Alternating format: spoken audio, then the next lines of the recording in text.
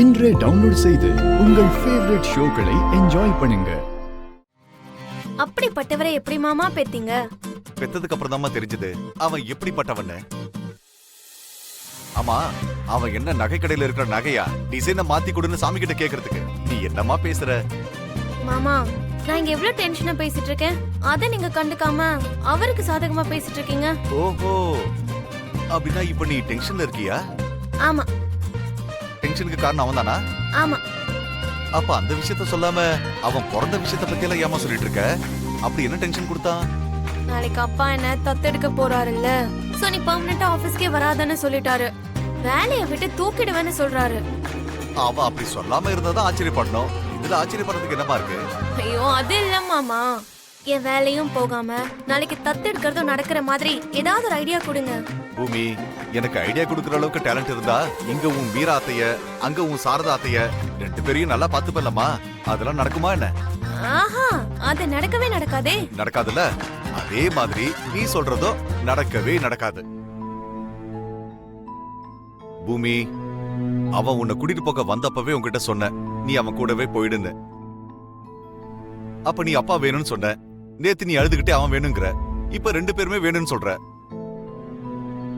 இப்ப உனக்கு தேவையானது ஐடியா இல்லமா, ரெண்டு பேர்ல யார் கூட இருக்க போறன்ற டெசிஷன். அது நீதான் எடுக்கணும்.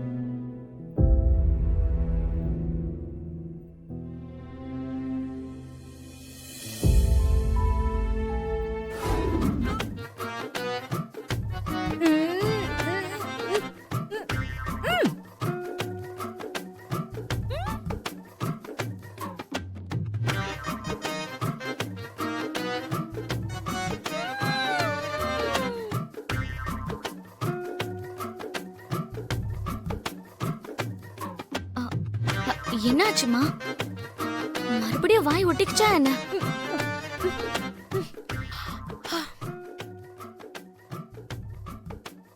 என்ன ஆச்சுமா? ஒன்னும் ஆகலையே. மண்ணெண்ண ஸ்மெல் போயிடுச்சு.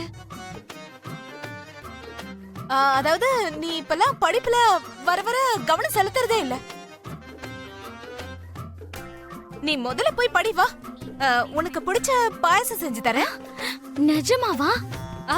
நிஜமா தாண்டி. அப்படின்னா அண்ணா வரதுக்கு முன்னாடி செஞ்சிருங்க, நான் சீக்கிரமா சாப்பிட்டுறேன். அண்ணா வந்ததுக்கு அப்புறம் நான் சாப்பிட்ட விஷயத்த சொல்லக்கூடாது. சொல்ல மாட்டேன், முதல்ல போ.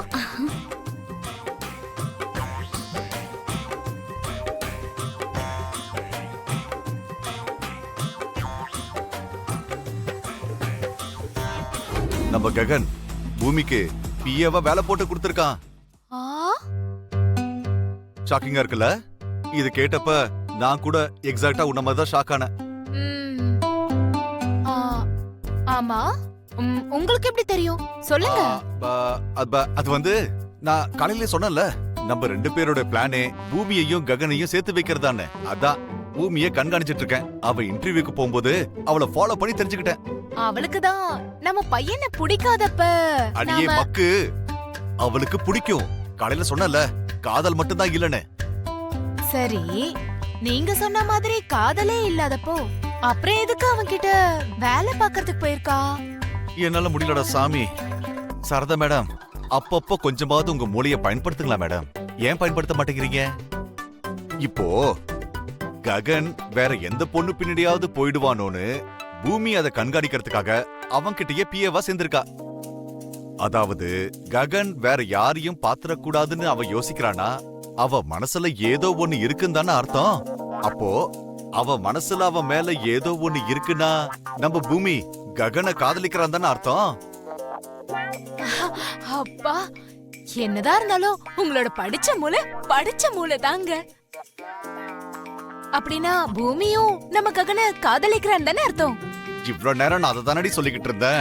என் செல்ல மக்கு. போதும் போதும், இதோட நிறுத்திக்கோங்க உங்க ரொமான்ஸ. சரி சரி, அதெல்லாம் இருக்கட்டும். நட்சத்திராவை வச்சு அவங்க ரெண்டு பேரையும் உசுப்பேத்துற விதமா ஒரு பிளான் ஒன்னு சொல்றேன், கேளு. நட்சத்திரான்னதும் ஞாபகத்துக்கு வருது. அந்த அம்மாவும் பொண்ணும் இன்னைக்கு எனக்கு தலைவலி மாதிரி வந்துட்டாங்க. எந்த அம்மா, எந்த பொண்ணு? அந்த அபூர்வ நட்சத்திரா தான். என்னாச்சு?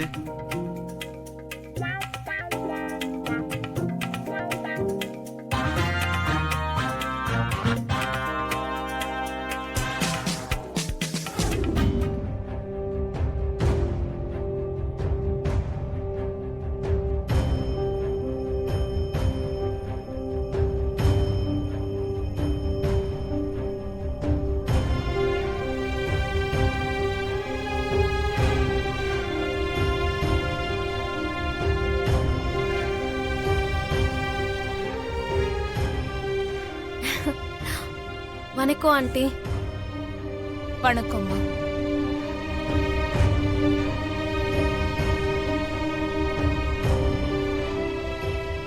நல்லா இருக்கீங்களா ஆண்டி? எங்க நலனை பத்தி உனக்கு என்னமா ஆக்குற? என்ன பார்க்கணும்னு ஃபோன் பண்ணி வர சொன்னல, எதுக்காக வர சொன்னியோ அந்த விஷயத்த சொல்லு.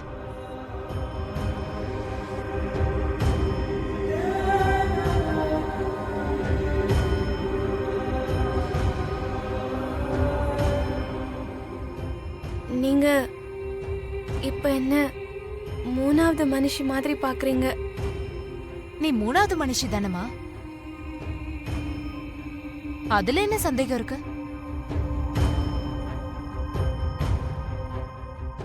ஆரம்பத்துல யாருமே இல்லைன்னு சொல்லிட்டு எங்க வீட்டுக்கு வந்த.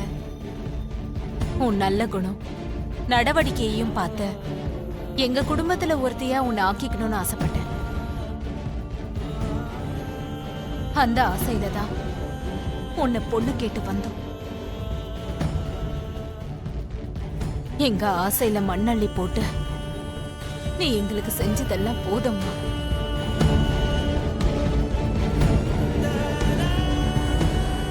தயவு செஞ்சு இப்படி எல்லாம் பேசாதீங்க ஆண்டி. வேற எப்படி பேச சொல்ற? வாழ்க்கையில என்னைக்கும் செய்யாத தப்புக்காக என்ன மன்னிச்சிருங்கன்னு யார் முன்னாடியும் போய் கையெடுத்து கும்பிட்டு நின்னதில்ல என் பையன்.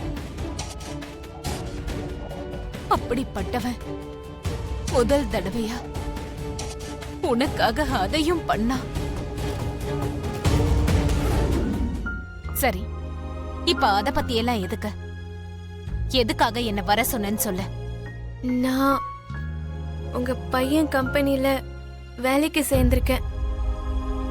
தெரியுமா ஆண்டி? தெரியும். பெத்தவங்களோட பாசத்தை தேடி நான் இந்த ஊருக்கு வந்தேங்கிறதும் உங்களுக்கு தெரியும்ல ஆண்டி? தெரியும். அதுக்கு இப்ப அந்த பாசத்தை குடுக்கறேன்னு என்ன தத்தெடுக்கிறதா சொல்லிருக்காரு அப்பா.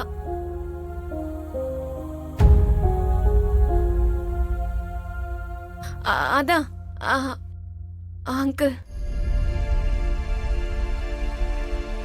அவர் என்ன தத்தெடுத்துக்கிட்டா இனிமே நீ வேலைக்கு வர தேவையில்ல அப்படின்னு உங்க பையன் ரொம்ப தெளிவா சொல்லிட்டாரு.